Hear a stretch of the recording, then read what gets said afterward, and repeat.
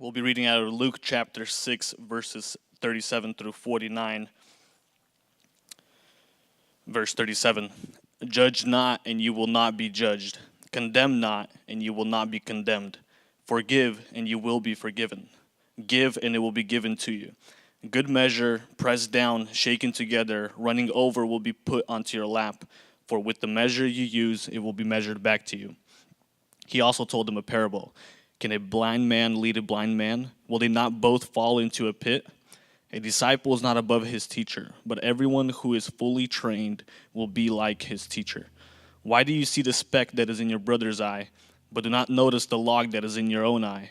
How can you say to your brother, Brother, let me take out the speck that is in your eye, when you yourself do not see the log that is in your own eye? You hypocrite. First take the log out of your own eye, and then you will see clearly to take out the speck that is in your brother's eye. For no good tree bears bad fruit, nor again does a bad tree bear good fruit. For each tree is known by its own fruit. For figs are not gathered from thorn bushes, nor are grapes picked from a bramble bush. The good person out of the good treasure of his heart produces good, and the evil person out of his evil treasure produces evil. For out of the abundance of the heart, his mouth speaks. Why do you call me Lord, Lord, and do not do what I tell you? Everyone who comes to me and hears my words and does them, I will show you what he is like. He's like a man building a house who dug deep and laid the foundation on the rock. And when a flood arose, the stream broke against that house and could not shake it, because it had been well built. But the one who hears and does not do them is like a man who built a house on the ground without a foundation. When the stream broke against it, immediately it fell, and the ruin of that house was great. This is the word of God.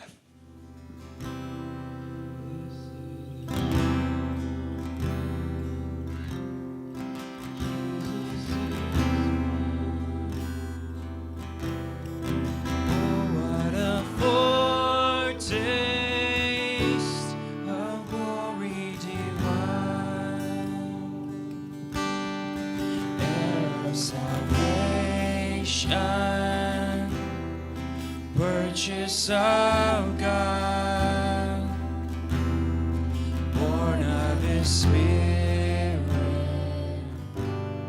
washed in His blood, perfect submission, perfect delight, visions of rapture.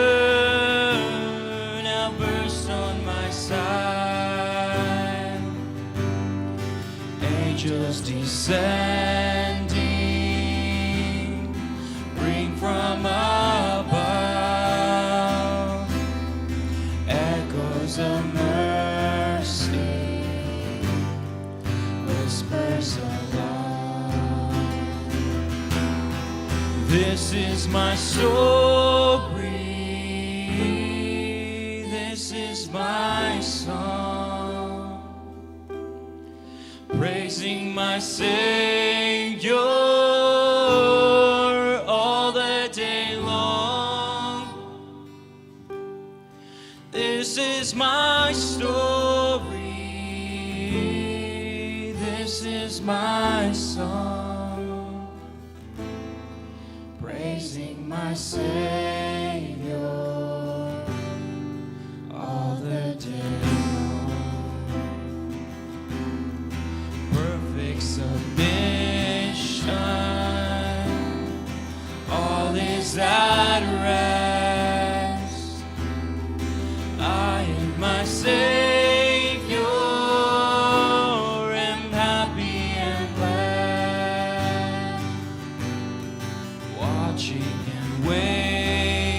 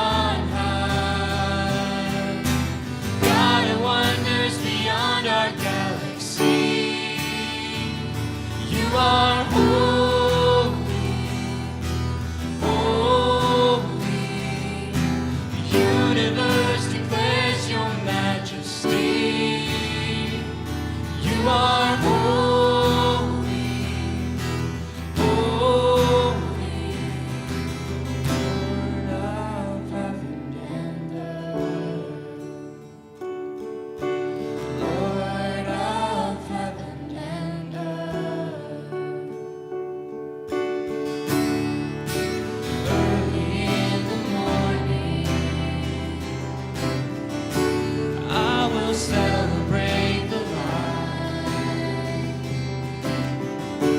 When I stumble in the darkness,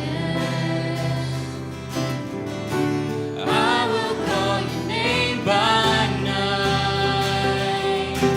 God of wonders beyond our galaxy, you are holy, holy. Universe declares your majesty. You are holy, holy. Hallelujah to the Lord of heaven and earth. Hallelujah to the Lord of heaven and earth. Hallelujah to the Lord of heaven and earth. Hallelujah to the Lord of heaven and earth.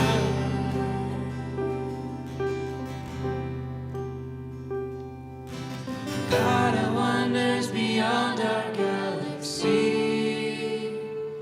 you are holy, holy. Precious Lord, reveal your heart to me. Father, hold me, hold me. The universe declares your majesty. You are holy, holy. Praise God. We're going to continue where we left off last week. I formed a covenant with you last week that I would be back here and we'd continue the topic, and I'm fulfilling my end of the covenant. And last week we talked about the parables of Jesus and how they relate specifically to the commission. So Jesus came down to earth and he had a goal in mind. He had a goal to spread the message of this new covenant, and he needed people who would follow him and continue spreading that message when he was crucified, when he rose, and when he ascended into heaven. He wasn't going to be here eternally to continue preaching the message of the gospel, and he needed somebody who could follow in his footsteps. And the way that he explained it, the way that he tried to take heaven, bring it down to earth, and explain it to individuals who had never seen it, was through parables. At the same time, his parables not only said, go out and tell people, it told them, what are you going to tell them about? And that's what we're going to cover this week. We're going to talk about the parables as they relate to the new covenant, as they relate to the covenant that Jesus brought with him, the gospel message. And that's what we're going to cover. So how is Jesus going to take this old covenant? How is he going to frame it? And how is he going to frame the new covenant for a people who really have no idea of what the new covenant is like? So have you guys ever wondered why we drive on the right side of the road and some places in the world drive on the wrong side of the road? Like, have you guys ever thought about that? And I stumbled upon this explanation a while back ago, and it turns out that, like a lot of things, it comes from a historical background of the way that people just used to do things. When people rode on horseback, they would sit on the right side. They would drive on the left. They would ride their horse on the left side of the road, because that would allow them to either greet somebody with their hand or slice their head off with a sword. So they would always ride on the left side of the road because it allowed their dominant hand to be free to interact with the other people that were on the right side of the road. A little bit later, you had carriages come along, and if you had a 4-horse configuration like the one up on the screen, you would ride on the back left horse, because that will, again, allow your dominant right hand to control the horses. But now, riding on the left side doesn't allow you to control which horse is where. So people ended up switching sides, and they would ride with a carriage on the right-hand side. So depending on what part of the world you were from and what the laws were that governed how horses rode, that's what cars had to obey. So in some parts of the world, we drive on the right-hand side because we're right, and some places you drive on the left side because you're wrong. And the interesting thing is that there aren't a lot of places that have done that switch in modern times, but there are a few. One of them was Samoa in the Pacific Islands, and another one was Sweden. And Sweden actually did their change from left side to right side in the late 60s. And at that time, Sweden was the only country in the world that, it was the only country in mainland Europe who still drove on the left side of the road. And that caused a whole lot of problems that the government didn't really like. They couldn't export the cars that they made in Sweden, so the cars in Sweden would be made with the steering wheel on the right-hand side so that people could drive on the left side of the road. So they couldn't export their cars to the other parts of the world.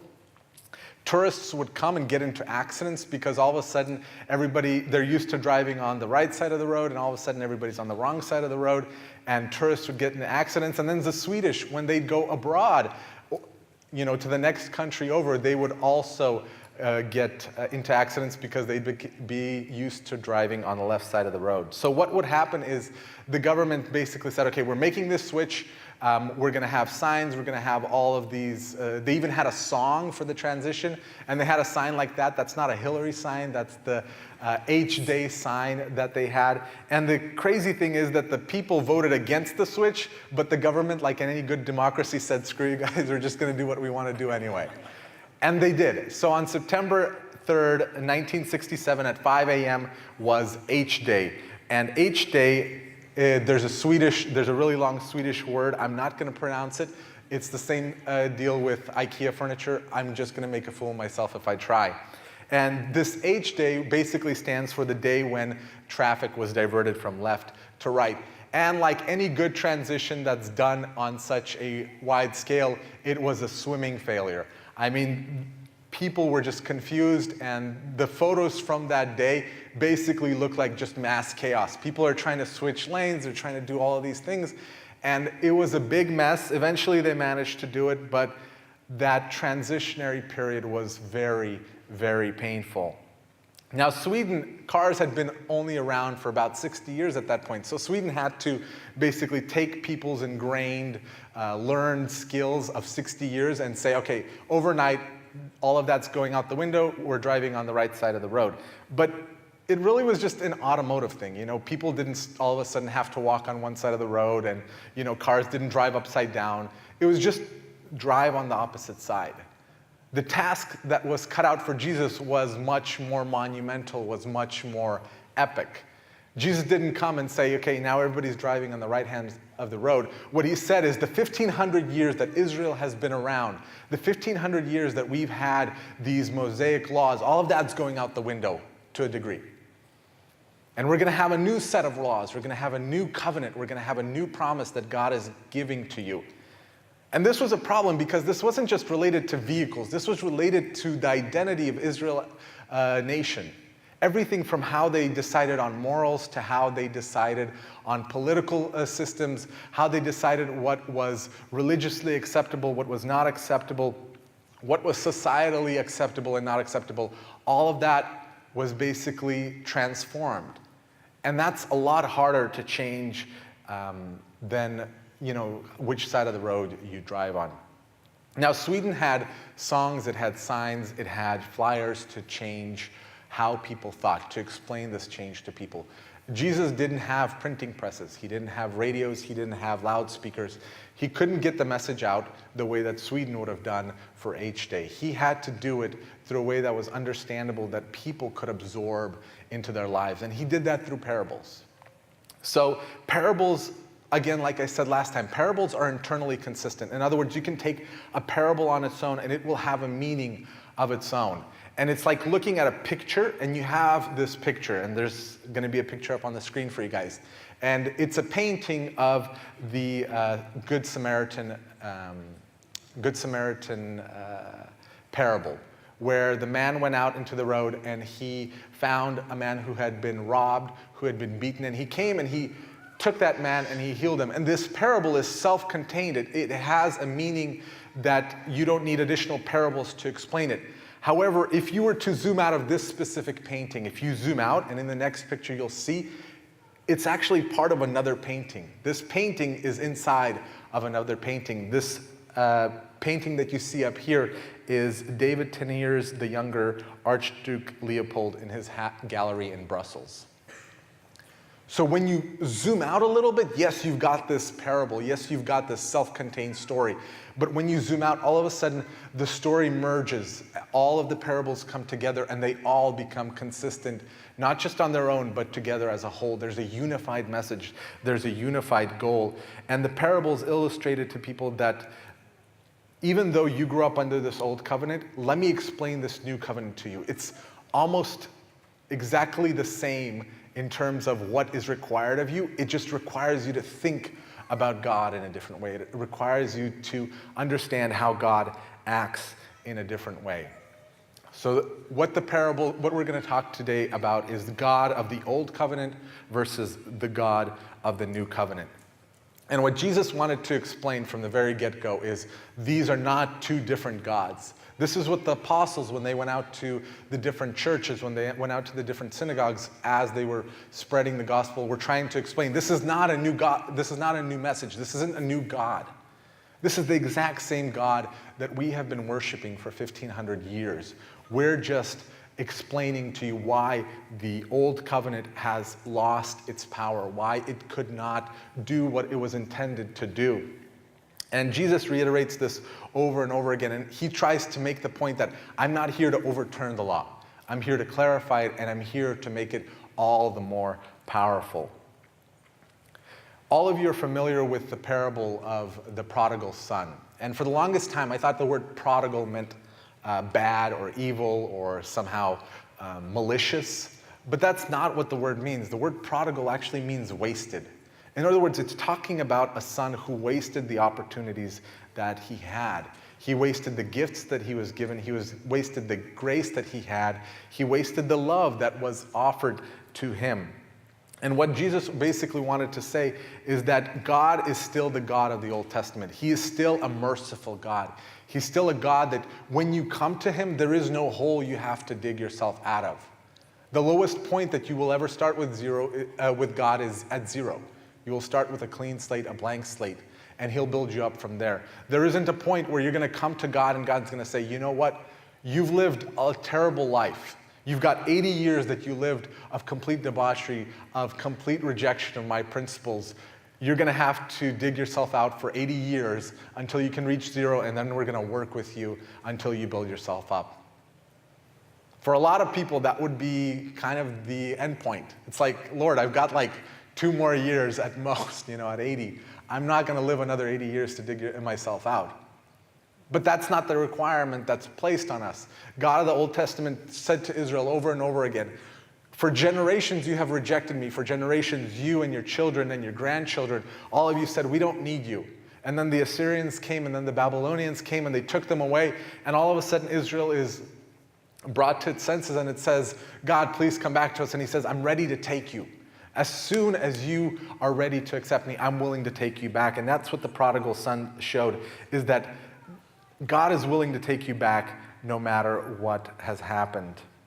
And even though the covenant changed, God also wants to make it clear, Jesus also wanted to make clear that God himself did not change. The things that are in the New Testament are not the only things that we're obeying. So the things that Jesus came and said are not the only things that we're obeying. But at the same time, everything that's in the Old Testament is not a mandatory requirement that we obey. What ended up happening is we had a merger. We had some laws which were superseded. So in other words, murder is no longer just physically murdering. It's just even hating a person. But at the same time, we had all of the rituals, all of the things that needed to be done in the temple. All of that was said, that's put aside. It's been superseded by Jesus and his sacrifice, by Jesus and him as the high priest. So we've got this weird merger where not everything that's in the New Testament, not that the New Testament is it. In other words, you can't just read the New Testament and say, these are the only laws that apply. But at the same time, you can't read the Old Testament and say, you know what? We have not killed anybody this week for blasphemy, so we have to get on it. So you have this merger, but at the same time, God still remains the same. And what the New Covenant did was, when it came down, it wasn't just an improvement. like an iterative improvement. This wasn't version 1.0 or 2.0 of the covenant. The covenant was quantitatively better. In other words, qualitatively better. In other words, it was not just slightly better. It wasn't just a little bit better. It was qualitatively better. And in Hebrews, it actually explains how much better it was. In Hebrews 8:13, it says, "And he said, a new covenant. He has made the first obsolete, but whatever is becoming obsolete and growing old is ready to disappear." Now, like I said, this isn't Covenant 1.0 and 2.0. This isn't iPhone 6 and 6S, where as soon as the new one comes out, you're like, oh man, the angle of the bevel on my phone is off and it doesn't look as nice. No. This is as though Tim Cook stood on stage and he said, this is the Apple iPhone 7 or whatever, the new one's coming out. And all of a sudden, like all around the world, people's phones just start like breaking up. Like the screen just shatters on a million iPhone 6s and people are like, oh my goodness, they must have announced a new phone. This is what's happening here, is this covenant is so much better that the old one literally starts crumbling under its own weight. This isn't just a slightly better covenant, this is a significantly better covenant. And the reason that it's significant, the reason that it's so much better, is it does something that the old covenant could never do. The old covenant, the point of all the sacrifices, the point of the temple, the point of having priests and Levites and having all these people serving in the temple was not to get rid of sin. They couldn't possibly do that. The point of it was to cover up the sin.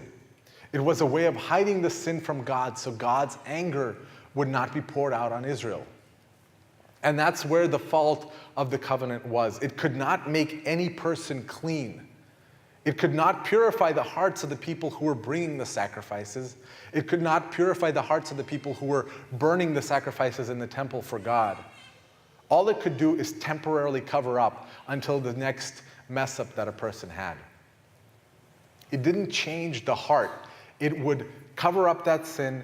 You would sin again, and new sin would float to the top. You'd sacrifice another goat or cow, and that would be poured out, and it would cover that sin. You'd sin again, and you'd have this layer and layer of sin that would never be cleansed. It's like the dust in some of our houses, I think. You know, there's one layer of dust from when we had the party, and it's like all glittery. Then there's the next time when our family came over, all the kids were running, so there's like dust. And then we started painting, and we just painted over that dust, so there's like a layer of paint, and a layer of dust, and a layer of glitter, and then underneath that, and that's what you had. You had this stack of sin that couldn't be washed. And as a result, all you could do to God is offer sacrifice and not get a permanent solution, get a temporary solution. And that's where the new covenant was different. Because what Jesus came in and said is, look, this isn't just going to be a covering of the sin. This is going to be a complete cleansing of the sin. With Jesus going up on the cross, a lot of us think that he went up there and he died for our sins. But what really ended up happening is you ended up putting all of the sin on Jesus. Jesus ended up taking all of that sin on himself, and the punishment for sin is death. And he basically said, okay, sin, I'm taking you with me. If I'm dying, I'm taking you with me. And he not only forgave us all our sins, he literally, he destroyed sin. He destroyed death. And that's what he was able to achieve. And that's an amazing, amazing fact, because the sin was no longer just going to be covered. The sin was absolutely destroyed. So God not only does not see the sin is no longer there. And when Jesus did that, what he gave humanity was an ability to change the motivation for how they worked. In the Old Testament, there was one kind of motivation, and in the New Testament, there's a different kind of motivation. And I wanted to read a few passages where we basically talk about what the motivation was in the Old Testament and what the motivation and why it didn't really work. So Deuteronomy 28, 1 and 2. We're not going to read the whole passage, it's kind of scary, but we'll just read the first two. Now it shall be, if you diligently obey the Lord your God, being careful to do all his commandments which I command you today, the Lord your God will set you high above all the nations of the earth. All these blessings will come upon you and overtake you if you obey the Lord your God. And then it goes through 11 verses of blessings. So your city will be blessed. And it's like, okay, that makes sense. If I'm good, my city will be blessed. Your children will be blessed. And it's like, that makes sense. I agree. My children should be blessed if I obey. You will be blessed. It's like, finally, we get to me. I will be blessed. That's wonderful. But here's the thing. There's 11 verses. And then on verse 15, we see what happens if Israel disobeys. And this is where the scary part begins. And this is where the power of the old covenant was. And it says in verse 15, Deuteronomy 28:15, but it shall come about if you do not obey the Lord your God to observe, to do all his commandments and his statutes, which I charge you today, that all these curses will come upon you and overtake you. And here's the thing, we had 11 verses of blessing, and we're going to follow it with 56 verses of curses. There's going to be 56 different paragraphs that say, this will be cursed and this will be cursed. And here's the thing, we cover all of those things that were blessed in the 11 verses of blessings. We cover the city, we cover the family, we cover you. But it goes beyond that. Everything that you have will be cursed. There's even a passage that says, even the bowl in which you make your bread, in which you make your salad, that will be cursed. God is saying literally everything from the top down will be cursed. Your kitchen's utensils will be cursed. Your forks will be spongy. Your knives will be dull. Everything will be cursed. And in the very end, after all of that happens, I will come and I will make sure that the nations that are around you are able to conquer you and that they take you away. And that was the old covenant. It says, I will give you all of these amazing things. There's this wonderful example of, here's this wonderful carrot. You know, we say the carrot and the stick, where there's this wonderful carrot. Here, chase it. But the stick that the old covenant had was a lot sharper than the one in that picture. It had spikes, it had glass shards built into it. It's like, this is going to hurt a lot. Here is your carrot. Follow it. It's a wonderful carrot. But here's a stick. It's 56 verses of stick and 11 verses of carrot. And there's a lot of incentive not to step out of line. Whatever you think you kind of make a rule for yourself, you know, if I step, or your parents do for you, where like if you step out of line, if you get a B on your report card, you're not watching TV for a week. The Old Testament did that 100 times over. It's like your parents saying, if you get a B on your report card, we're shipping you out to boarding school, we're finding adoptive parents, you know, we might find Saddam Hussein or something, and we're going to adopt you to that person. Like, it's way out of proportion, you would think. The reality is, God really did not like sin.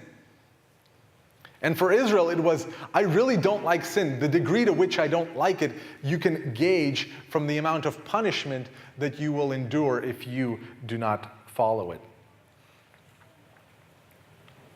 And the thing is, Jesus basically wanted to say, now there's these two ideas that you're going to have in your head. You're going to have an idea where the old covenant is super painful, a lot of punishment in it, and then we're going to have this new covenant, one that gives you freedom. And he explains those two different covenants through parables where he talks about new cloth, new wine, old wineskins. And the basic idea of those is you've got this new patch of cloth and you've got an old garment. If you stick that piece of cloth onto that garment, a lot of us will never do that in our life. If there's ever a hole in our t-shirt, we just toss it or we use it for rags. But in the olden days when you literally had to sew your t-shirts, that was a lot more relevant. But what he's saying is if you take that old garment and you stick a new patch to it, when you wash that garment, the new patch will pull away. They're not compatible. The old garment is made of one type of material, the patch is made of another type of material. The old garment is one age, the new patch is another age. They are not compatible. He also brings up that example of new wine and old wine. He basically says if you take new wine and you pour it into old wine sacks, so they didn't have bottles back then, there was no, you know, BC 800 vintage wine that you would scrawl on the side of a bottle. What you had are these skins that were animal skins sewn together, and you'd pour wine into them. And after time, the old wineskins, after resting on the shelf, they would get crumbly, they'd get old, they would be more fragile than when they started off. And if you stuck new wine in there, the new wine would ferment, expand, and blow apart your wineskins, and you'd lose it. And that's what Jesus was trying to make a point here, is you can't apply the same thinking that you applied before to now. And what was the thinking that they applied? The thinking was an outside to inside transformation. If I force myself, if I put enough pressure on myself, eventually that pressure will force the law of God through my skin, through my organs, through the outside of my rib cage, and into my heart, and then my heart will be pure.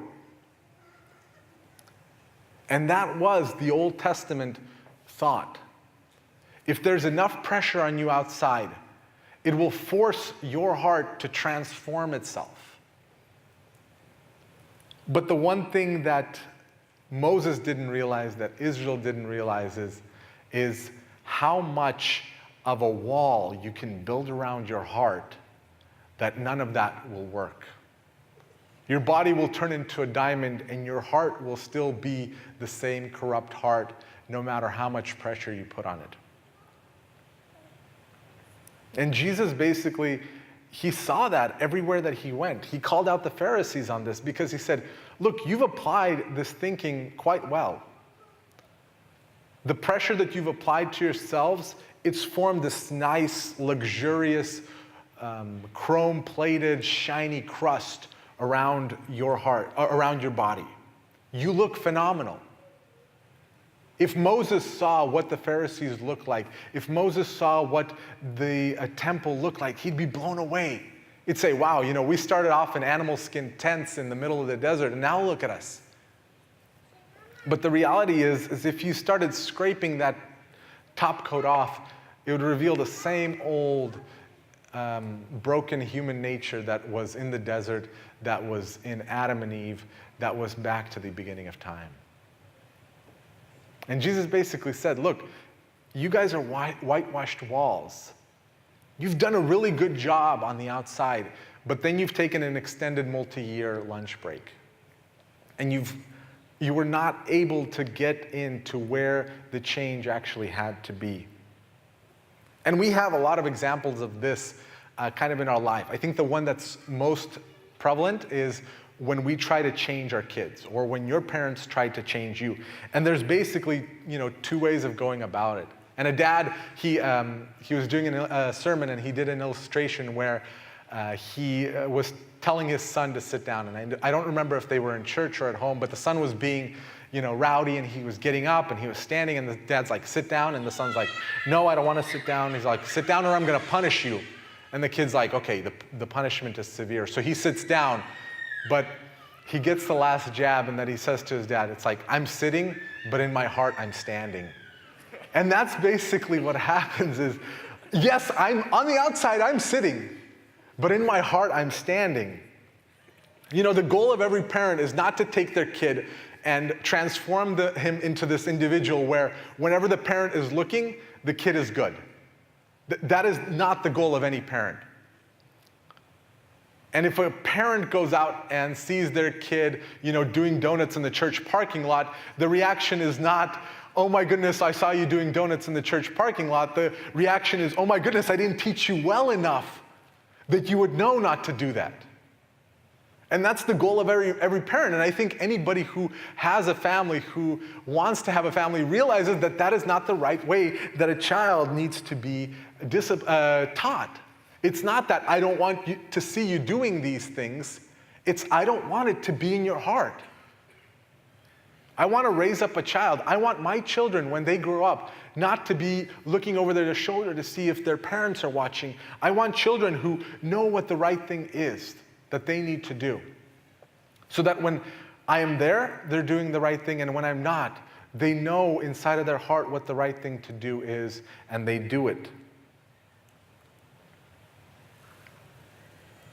And that's what Jesus was trying to say to Israel. On the outside, you're sitting, but on the inside, you're still standing. There wasn't a transformation inside. There wasn't a change inside. And the question is why? And you might say, well, that mode of thinking has gone out of style. And you might be right. I mean, if it has gone out of style, then we really wouldn't have family-oriented politicians getting caught up in sex scandals. We wouldn't have people who devoted their entire life to church being caught up in child sex scandals. We wouldn't have a world where all of this happened. But wait, we do. Human nature has not changed. People still build this crust around themselves. And you might not be involved in some kind of police sting operation as a result of your choices, but you still build up this crust of, I need to look good on the outside. But you don't devote enough time to figuring out, well, do I look good on the inside? And that's a shame. The new covenant is not really concerned with what you look like on the outside. And that's because the new covenant, it starts in a different place. The old covenant created pressure from the outside that would slowly permeate in and change your heart. The new covenant says, I'm going to start on the inside, and I'm going to break through that wall around your heart, and then everything else is going to come out. All that stuff you've been trying to contain inside will now be good stuff, and it'll just flow freely. For those of you who converted,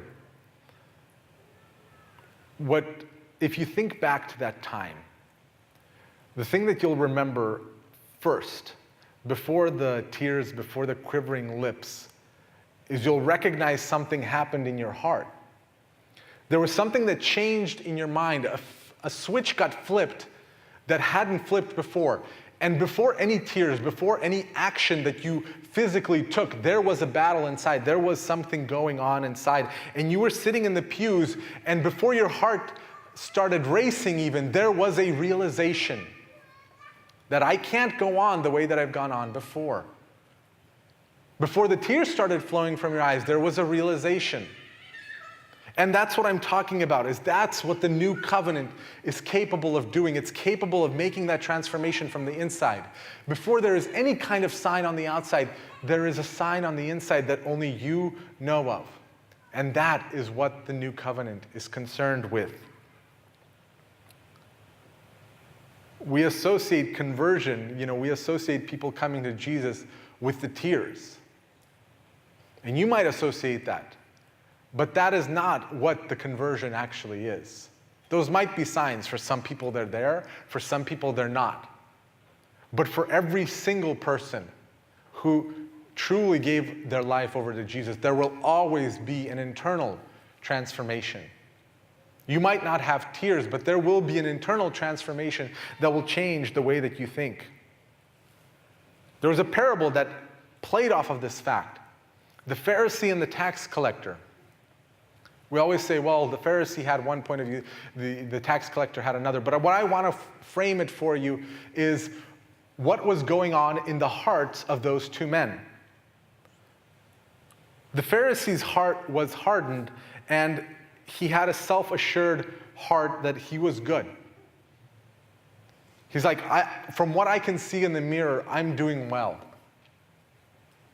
I've made my top coat, and it looks nice. With the tax collector, his transformation started in from the inside. He looked at his heart, he looked at his motivations, and he realized that they were not in line with what he wanted them to be, what he saw God asking of him. And before he ever came to the temple, fell on his knees and cried out to God, there was a change in thinking for him.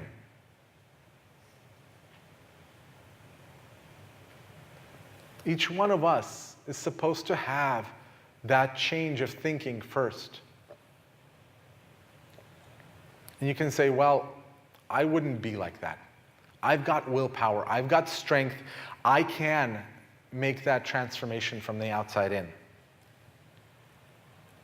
There's a lot of people, and especially those who maybe haven't been exposed to the gospel, they have that thinking that I can become a good person on my own. But they fail to realize that we've already tried going down that route.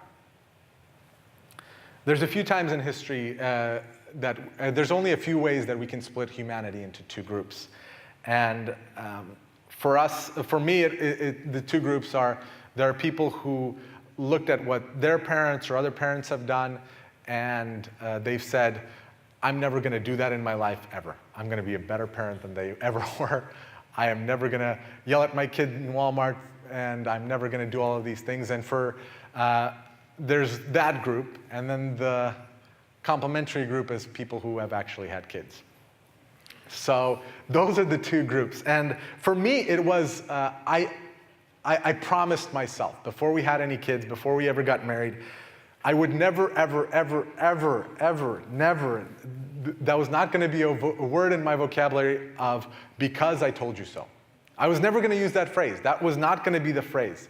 No matter how silly the questions might have been, however pointless they might have been, I committed myself to saying, I will answer every single question, and I will give them a response, and I will keep answering questions until they're satisfied. You know, why is the sky blue? Easy, because of the diffraction of dust particles. Why does soap work? Well, because you've got a bipolar molecule and does this and this and this. Easy question. Why do I have to go to bed?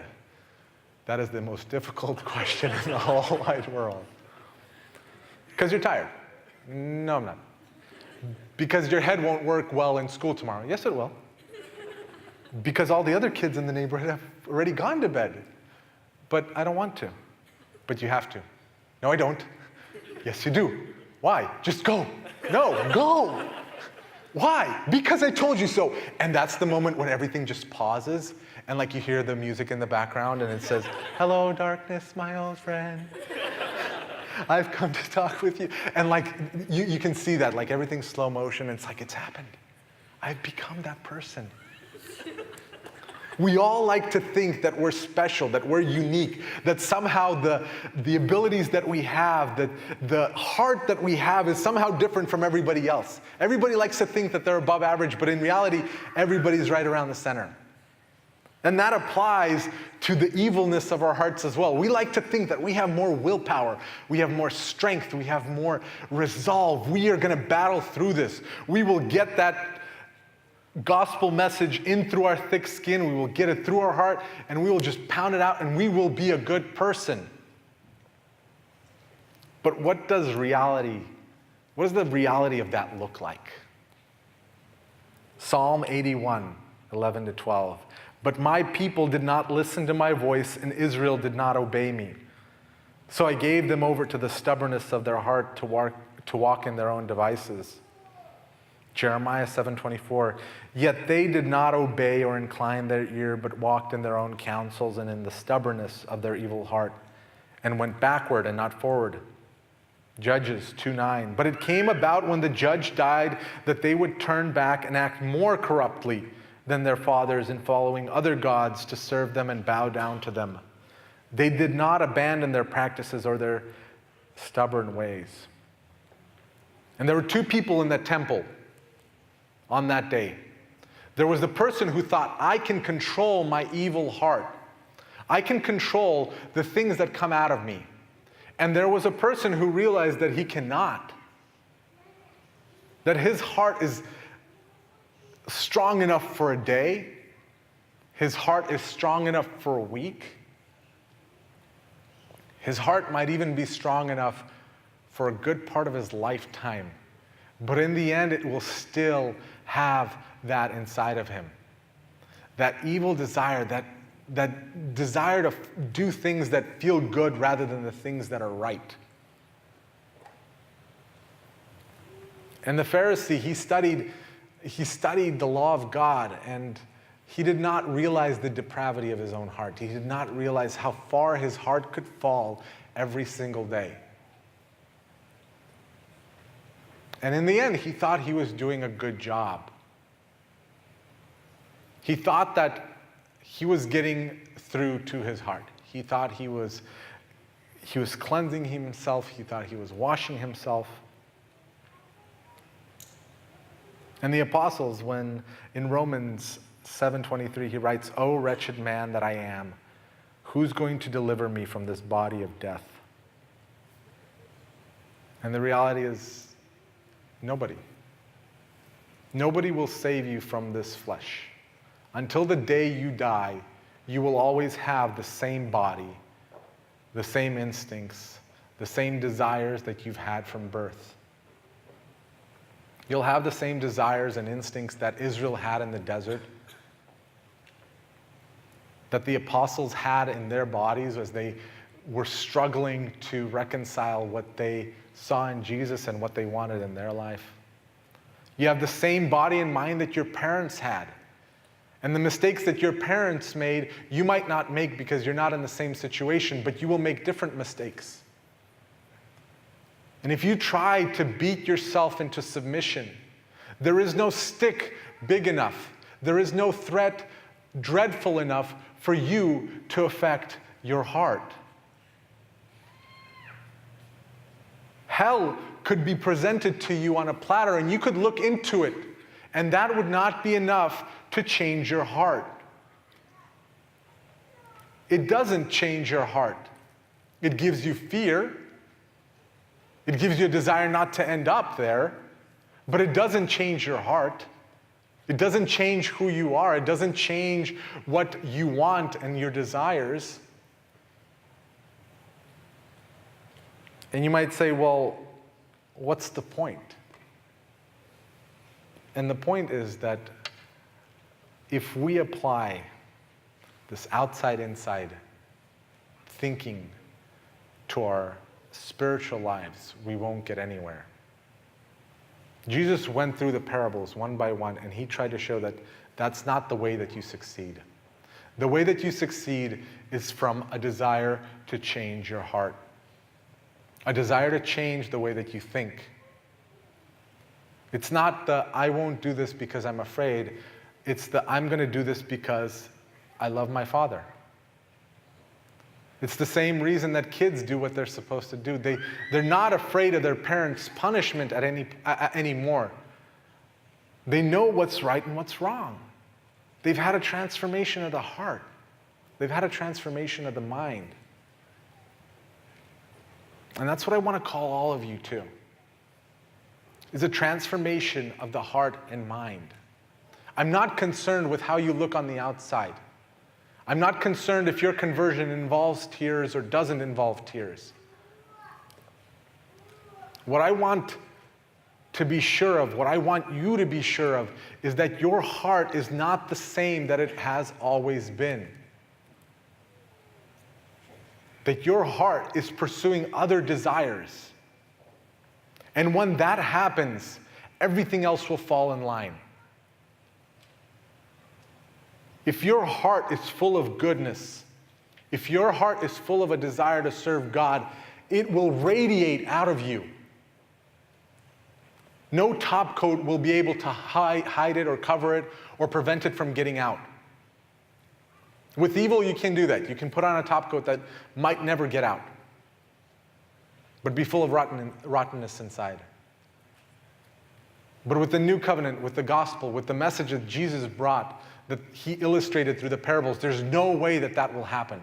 Your outside will naturally be transformed. Your outside will naturally change. It will no longer look the same, but only if you open your heart for that opportunity.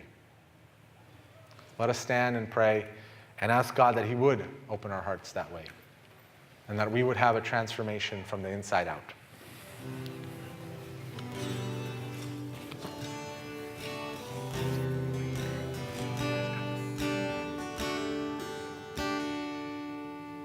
Mystery of the cross I cannot comprehend. The agonies of Calvary.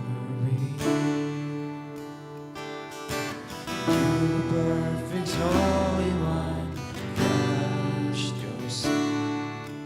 Drink the bitter cup reserved for me. washed away my sin. Jesus, thank you. The Father's wrath completely satisfied.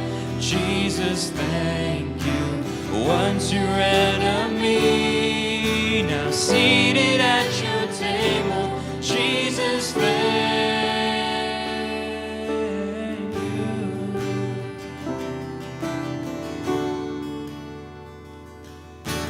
By a perfect sacrifice I've been by me. Your enemy you made your friend. Pouring out the riches of your glorious grace. Your mercy and your kindness know no end. Your blood has washed away my sin.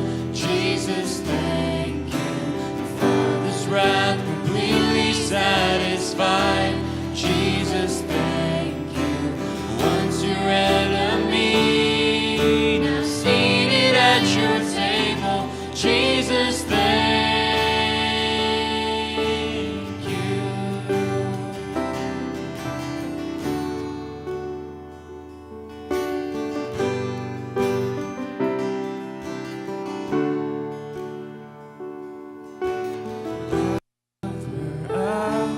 My soul, I want to live for you. Lover, my soul, I want to live for you. Lover of my soul, I want to live for you. Your blood has washed away my sin. Jesus, thank you. Father's wrath completely satisfied. Jesus, thank you.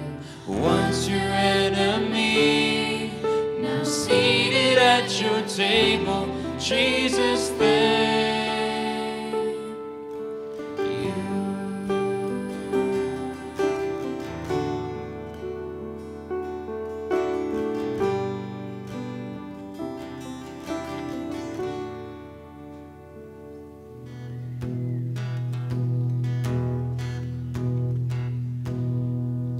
What can wash away my sin?